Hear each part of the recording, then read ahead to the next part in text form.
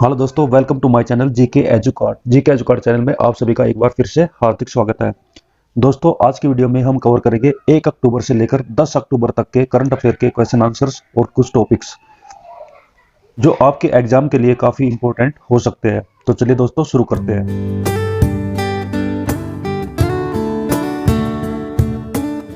तो सबसे पहले शुरू करते हैं 36वें राष्ट्रीय खेलों के बारे में। प्रधानमंत्री नरेंद्र मोदी ने अहमदाबाद, गुजरात में 36वें राष्ट्रीय खेलों का उद्घाटन किया। भारत के राष्ट्रीय खेल 2022 इस साल 29 सितंबर से लेकर 12 अक्टूबर तक खेले गए। ये गेम कहां पर हुए? ये अहमदाबाद, गांधीनगर, सूरत, वडोदरा, राजकोट और भावनगर शहरों में आयोजित किए गए। इस आयोजन में athletics, field hockey, football, volleyball, table tennis, skateboarding, kabaddi, mallakhamba जैसे खेलों को शामिल किया गया।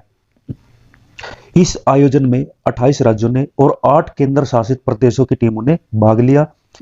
भारतीय सशस्त्र बलों की एक टीम ने भी इस गेम में हिस्सा लिया। आगे पढ़ लेते हैं। पीएफआरडीए ने राष्ट्रीय पेंशन प्रणाली दिवस मनाया।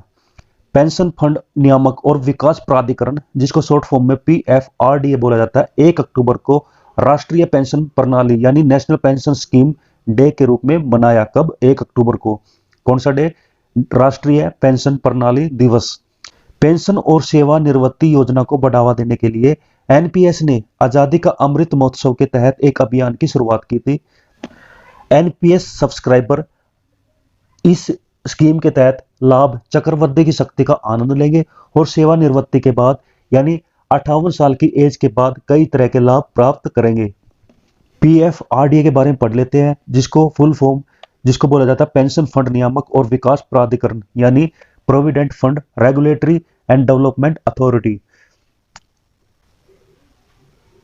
पीएफआरडीए वित्त मंत्रालय के अधिकार के क्षेत्र में काम करने वाली एक नियामक संस्था है। यह पूरे भारत में पेंशन के समग्र पर्यवेक्षण और नियमन को देखती है, यानी पूरे भारत में जो पेंशन की स्कीम लाई जाती है उसको रेगुलेट करती है और उसके विकास के लिए कार्य करती है। यह राष्ट्रीय पेंशन प्रणाली का नियामक है, रेगुलेटरी बॉडी है, जो कि पेंशन बाजार के व्यवस्थित विकास को सुनिश्चित करते हैं। यानी इंडिया के अंदर जो भी पेंशन स्कीम लाई जाती है किसी भी एजेंसी के द्वारा, कोई भी प्राइवेट एजेंसी हो या फिर गवर्नमेंट एजेंसी हो, उनके लिए रूल रेगुलेशंस, उनके लिए नियम स्थापित करना इस एजेंसी का काम है। इसमें एक अध्यक्ष होता है और 6 इसके सदस्य होते हैं। 6 सदस्यों में कम से कम 3 पूर्णकालिक सदस्य होते हैं और इन सदस्यों की नियुक्ति केंद्र सरकार करती है। तो यह पीएफआरडीए के बारे में, पेंशन फंड नियामक और विकास प्राधिकरण के बारे में। नेक्स्ट दोस्तों, 2 अक्टूबर को हर साल लाल बहादुर शास्त्री जयंती के रूप में मनाया जाता है। उसके बारे में पढ़ लेते हैं। लाल बहादुर शास्त्री का जन्म 2 अक्टूबर 1904 ईस्वी को हुआ था और उनकी मृत्यु 11 जनवरी 1966 को हुई थी, जब वे भारत के दूसरे प्रधानमंत्री थे। प्रधानमंत्री रहते हुए उनकी मृत्यु हो गई थी। वे स्वतंत्र भारत के तीसरे प्रधानमंत्री थे। व्यक्तिगत रूप से वे दूसरे प्रधानमंत्री थे क्योंकि जवाहरलाल नेहरू 1950 से लेकर 1962 ईस्वी तक भारत के प्रधानमंत्री रहते हैं। उसके बाद लाल बहादुर शास्त्री को भारत का प्रधानमंत्री बनाया जाता है। उसके बारे में और अधिक जानना चाहते हैं तो पढ़ लेते हैं। लाल बहादुर शास्त्री का जन्म 1904 को हुआ था। कहां पर हुआ था? मुगल सराय में। मुगल सराय कहां पर? उत्तर प्रदेश में। इनका पूरा नाम था लाल बहादुर श्रीवास्तव और इनके पिता का नाम था शारदा प्रसाद, जो एक स्कूल के टीचर थे। 1995 में वाराणसी में महात्मा गांधी का एक भाषण सुनने के बाद उन्होंने अपना जीवन जो है देश की सेवा में समर्पित कर दिया था।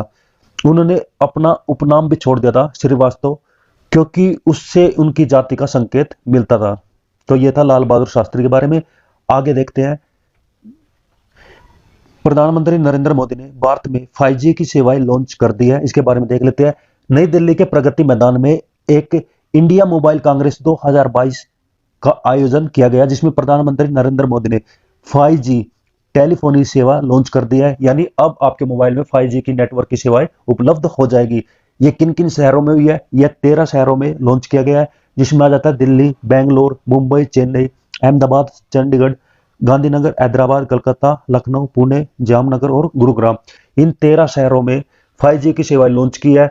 यानी कि फिलहाल जो है 5G का जो नेटवर्क है इन 13 शहरों में मिलेंगे और इन शहरों में भी चेन्नई, मुंबई, दिल्ली और कोलकाता जैसे महत्वपूर्ण मेट्रो शहरों में सबसे पहले 5G की सेवाएं दी जाएगी। अब आगे पढ़ लेते हैं दोस्तों। अब देख लेते हैं आर्मेनिया को 2000 करोड़ रुपए के हथियारों का निर्यात भारत करेगा। उसके बारे में देखते हैं। भारत ने आर्मेनिया के साथ रक्षा निर्यात समझौता किया है। आर्मेनिया जो फिलहाल अजरबैजान के साथ बॉर्डर पर खतरे का तनाव महसूस कर रहा है, इस अनुबंध के तहत जो है भारत आर्मेनिया को मिसाइल देगा, रॉकेट देगा, गोला बारूद देगा। आर्मेनिया और अजरबैजान के बीच सीमा पर तनाव चल रहा है। जैसे भारत और पाकिस्तान का तनाव आपस में चलता रहता है, उसी प्रकार से आर्मेनिया और अजरबैजान के बीच भी सीमा पर तनाव चलता रहता है। अजरबैजान जो कि पाकिस्तान और तुर्की का घनिष्ठ मित्र है, उनके सैन्य संबंध बहुत अच्छे हैं। उसी तरह से आर्मेनिया के संबंध भारत के साथ बहुत अच्छे हैं। नेक्स्ट हम पढ़ लेते हैं रूस और यूक्रेन के बीच में चल रहे युद्ध के बारे में। रूस ने यूक्रेन के 4 क्षेत्रों पर कब्जा कर लिया है। रूस राष्ट्रपति व्लादिमीर पुतिन ने 4 यूक्रेनी क्षेत्रों को औपचारिक रूप से जोड़ने के लिए एक समारोह की अध्यक्षता की थी। क्रीमिया के रूसी कब्जे के 8 साल बाद मॉस्को ने 4 और यूक्रेनी क्षेत्रों पर कब्जा कर लिया है।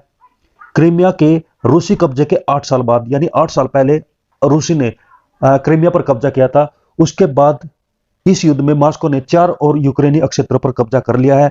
ये क्षेत्र है दोनेट्स्क, लुहांस्क, जापोरिजिया और खेरसान क्षेत्र। इससे पहले रूस ने इन क्षेत्रों के रूस के प्रशासन पर एक जनमत संग्रह आयोजित किया था। क्रेमलिन ने दावा किया कि इन क्षेत्रों के निवासियों ने अपने क्षेत्रों को औपचारिक रूप से रूस का हिस्सा बनाने का समर्थन किया है। यानी कि इन क्षेत्रों में जो लोग निवास करते हैं, जो लोग यहाँ पर रहते हैं, उन्होंने रूस में शामिल होने के लिए अपना समर्थन किया है, क्योंकि वहां के लोग जो है रूस के समर्थक हैं। आगे दोस्तों देखते हैं, भारत के नए महान न्यायवादी यानी अटॉर्नी जनरल आर वेंकट रमनी को बनाया गया है। सुप्रीम कोर्ट के वरिष्ठ अधिवक्ता आर वेंकटरमणी को 3 साल की अवधि के लिए भारत का अटॉर्नी जनरल बनाया गया है। न्यायवादी के बारे में जान लेते हैं, इसका क्या रोल है, किस अनुच्छेद के तहत इनको चुना जाता है। तो भारत के महान न्यायवादी यानी अटॉर्नी जनरल ऑफ इंडिया की नियुक्ति जो है भारत के संविधान अनुच्छेद 76 के तहत राष्ट्रपति के द्वारा की जाती है। वह भारत का सर्वोच्च कानून अधिकारी होता है। भारत के महान न्यायवादी को सर्वोच्च न्यायालय के न्यायाधीश बनने के योग्य होना चाहिए। अटॉर्नी जनरल के लिए कोई विशिष्ट कार्यकाल नहीं होता। वह भारत के राष्ट्रपति के प्रसाद पर्यंत पद धारण करता है। संविधान उसकी बर्खास्तगी के लिए आधार या प्रक्रिया निर्दिष्ट नहीं करता। उन्हें राष्ट्रपति के द्वारा किसी भी समय हटाया जा सकता है। तो यह था भारत के महान न्यायवादी के बारे में। आगे दोस्तों देखते हैं वंदे भारत ट्रेन के बारे में, जो भारत के अंदर नई ट्रेन लॉन्च की गई है। प्रधानमंत्री नरेंद्र मोदी ने गांधीनगर और मुंबई के बीच में वंदे भारत ट्रेन का शुभारंभ किया। इसकी कुल लागत 115 करोड़ रुपए है। यह ट्रेन जो है 129 सेकंड में 160 किलोमीटर प्रति घंटे की स्पीड पकड़ सकती है, जो अन्य वंदे भारत ट्रेनों की तुलना में 16 सेकंड अधिक है। इसका वजन लगभग 392 टन है, जो पिछले संस्करण यानी पिछली जो वंदे भारत ट्रेन जो चलाई गई थी उससे 38 टन हल्की है। वंदे भारत एक्सप्रेस के बारे में पढ़ लेते हैं। वर्तमान में 2 ट्रेनें चालू है। एक है नई दिल्ली से वाराणसी के बीच में और दूसरी है नई दिल्ली से कटरा के बीच में। पहली वंदे भारत ट्रेन जो है 2019 में चलाई गई थी, जो नई दिल्ली, कानपुर, इलाहाबाद, वाराणसी मार्ग पर चलती है। सरकार अगले 3 वर्षों में इनमें कुल 400 ट्रेनों को विकसित करने की योजना बना रही है। अब दोस्तों पढ़ लेते हैं भारतीय वायुसेना दिवस के बारे में यानी एयरफोर्स डे के बारे में, जो हर साल जो है 8 अक्टूबर को सेलिब्रेट किया जाता है। भारतीय वायुसेना जो है 8 अक्टूबर 2022 को अपना 90वां स्थापना दिवस मना रही है। भारतीय वायुसेना का जो गठन है वो 8 अक्टूबर 1932 को हुआ था। ब्रिटिश साम्राज्य में ही हुआ था, और ब्रिटिश साम्राज्य के समय में जिस समय अंग्रेजों का अधिकार भारत के ऊपर था, उस समय जो है भारतीय वायुसेना एक सहायक वायुसेना के रूप में काम करती थी। इंडियन एयरफोर्स के कर्मियों और विमान संपत्तियों के पूरक दुनिया की वायुसेनाओं में 4थे स्थान पर है, यानी भारतीय वायुसेना जो है पूरे वर्ल्ड में 4th नंबर पर है। दूसरे विश्व युद्ध के दौरान जो है ब्रिटिश साम्राज्य ने भारत की विमानन सेवा को उपसर्ग रॉयल से सम्मानित किया था। दूसरे विश्व युद्ध के दौरान जो है ब्रिटिश साम्राज्य ने, ब्रिटेन ने, इंग्लैंड ने भारत के साथ, भारत की जो एयरफोर्स थी उसके साथ एक उपसर्ग जोड़ा था जिसको बोला जाता है रॉयल। यानी उस समय जो है आजादी से पहले जो है इंडियन एयरफोर्स को रॉयल इंडियन एयरफोर्स बोला जाता था या रॉयल एयरफोर्स बोला जाता था। तो यह प्रीफिक्स अंग्रेजों ने दिया था। 1947 में भारत को स्वतंत्रता मिलने के बाद जो है रॉयल इंडियन एयरफोर्स का नाम रखा गया था। फिर 1950 में जो है रॉयल को हटा दिया गया था। इसको बोला जाता है प्रीफिक्स। किसी भी सेंटेंस से पहले जो हम वर्ड ऐड करते हैं उसको बोलते हैं प्रीफिक्स। तो रॉयल जो अंग्रेजों ने भारतीय वायुसेना के साथ लगाया था उसको 1950 में हटा दिया गया था।